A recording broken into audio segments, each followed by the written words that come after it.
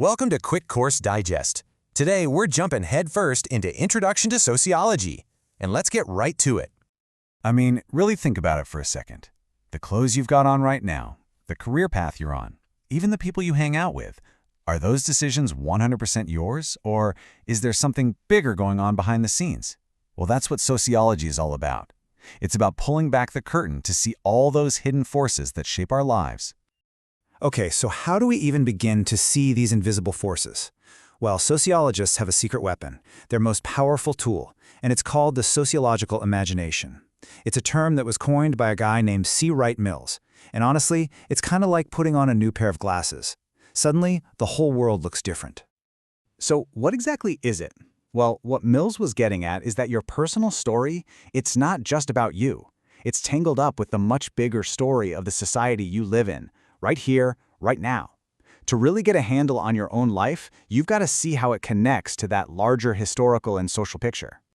And this is where it gets really interesting. Mills breaks this whole thing down into two key ideas: personal troubles and public issues. Your personal troubles are just that, they're personal. The problems in your immediate life, like struggling to pay rent or finding a decent job. But then you have public issues. These are the huge, society-wide forces that are way beyond your personal control. Things like the state of the economy or deep-rooted social inequality. The real magic of the sociological imagination is seeing the link between the two. Let's take a perfect example. Say you're a student and you just can't afford that ridiculously expensive textbook for your class. That feels like your problem, right? A classic personal trouble. But the sociological imagination pushes us to look deeper. It shows us that this isn't just about you, it's a public issue, one that's tied to much bigger things like skyrocketing tuition costs and wages that just aren't keeping up. See, it's not just a personal failing, it's a reflection of a systemic problem. All right, so we've got this amazing tool for seeing the world in a new way. But once you've put on those glasses, how do you actually make sense of everything you're seeing? Well, sociologists use three main theoretical frameworks to help analyze society. The best way to think about them is like different camera lenses. Each one gives you a totally unique perspective on the same scene. And here's a quick cheat sheet for those three lenses. You'll notice that column for level of analysis. Structural functionalism and conflict theory are both macro level. That means they're taking the wide-angle, satellite view of society, looking at the big picture. But symbolic interactionism, that's micro level. It's like grabbing a microscope and zooming way in on the one-on-one, everyday interactions that build our social world from the ground up. Each one is a crucial piece of the puzzle. So first up is structural functionalism. This perspective sees society as a giant, complex organism, kind of like the human body. Every single part of society, the family, the education system, the government, is like a vital organ. Each one has a specific function, a job to do, to keep the whole thing healthy, stable, and running smoothly. For a functionalist, something like the education system is there for a clear purpose, to teach us skills and turn us into productive members of society. Now let's switch lenses to conflict theory, which sees things, well, completely differently. Forget the harmonious body. This theory views society as a battlefield, a constant arena of conflict and struggle over limited resources like money, status, and power. It's heavily inspired by the ideas of Karl Marx, and its core question is always, who benefits from this system? So a conflict theorist would look at that same education system and see something else entirely, a mechanism for reproducing inequality. And our third lens, symbolic interactionism, brings out that microscope I mentioned. This is all about the micro-level stuff. The idea here is that society isn't some big, abstract thing that just exists. No, it's something we actively build and rebuild every single day through our face-to-face interactions. It's all about the symbols and shared meanings we use to make sense of the world. So, a symbolic interactionist would go right inside a classroom and study how simple labels, like calling one kid smart and another a troublemaker, can actually shape how those students perform. Okay, so we've got these three really different ways of looking at the world. But that raises a big question. How do we know if any of our ideas are actually correct? Well, that's where research comes in. Because at the end of the day, sociology isn't just about coming up with cool theories, it's a science. It's all about finding real evidence to back up your claims. And to make sure their research is rigorous and as objective as possible, sociologists rely on the good old scientific method. You've probably seen this before. It's a clear, step-by-step process. You start with a question, you review what's already known, you form a testable hypothesis, and then you go out and collect and analyze data to see if you were right. It's a system for getting reliable answers. When it comes to data, sociologists basically work with two main flavors. First, you've got quantitative data. Think quantity. This is anything you can count. Numbers, statistics, survey results. It's great for telling you what is happening. Then you've got qualitative data. Think quality. This is the descriptive stuff. Interviews, first-hand observations, personal stories. This is the data that tells you why something is happening.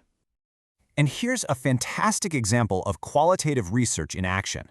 The journalist Barbara Ehrenreich wanted to know what it was really like to survive on minimum wage in America. The numbers could only tell her so much. So what did she do? She went undercover. She took on a series of low-wage jobs, and her book, Nickel and Dimed, gives this incredibly powerful human look at the daily struggles that statistics alone could never capture. All right, now that we have our sociological toolkit, let's put it to work. We're going to look at one of the most powerful forces that organizes our world: social stratification. That's just a fancy term for the way society sorts and ranks people into a hierarchy.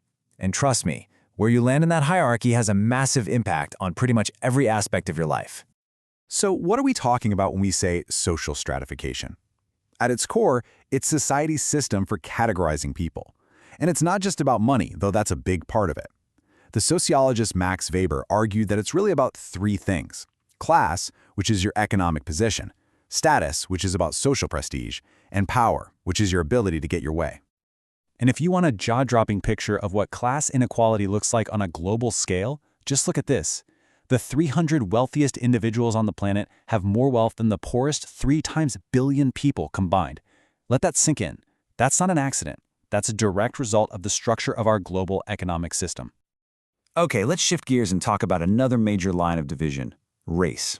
Now, this is crucial. From a sociological perspective, race is not a biological reality. It's what we call a social construct. It's a category that society's invented. But, and this is the important part, just because something is constructed doesn't mean its consequences aren't devastatingly real, leading to things like institutional racism and historical practices like redlining.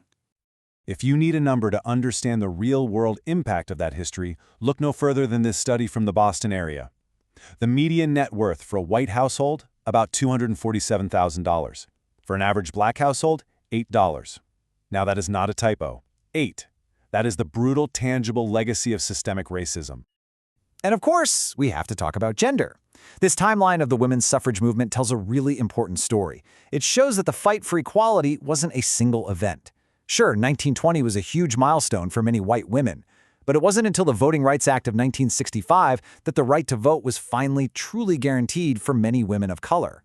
It's a perfect illustration of how these categories, race and gender, don't exist in a vacuum. They intersect. And fast forward to today, gender inequality is still very much with us. Look at the world of big business. In 2021, among the Fortune 500 companies, women held just over 8% of the CEO jobs. That's it. It's a stark reminder that the glass ceiling is still very much a real barrier. So, wow, we've looked at some pretty massive, powerful social structures that can feel a bit overwhelming, right? But here's the thing. The goal of sociology isn't to leave you feeling powerless, like you're just a puppet on a string. It's the exact opposite.